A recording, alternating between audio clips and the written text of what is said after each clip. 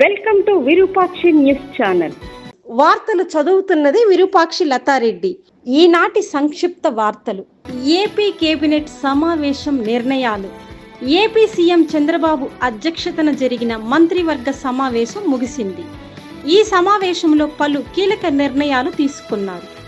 నెల్లూరు జిల్లా ముత్తుకూరులో ఏపీఐఐసికి 615 ఎకరాలు కేటాయించేందుకు cabinet అనుమతిచ్చింది.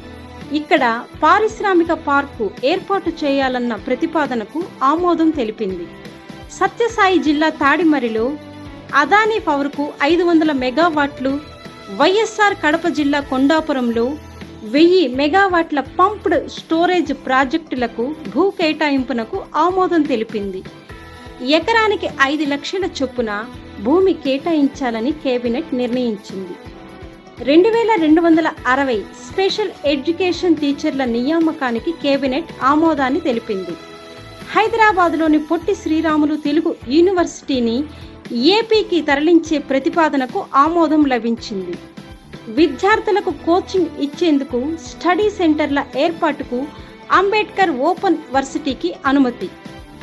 Amaravati bar council of India ద్వారా లీగల్ వర్సిటీ ఏర్పాటుకు ఆమోదం.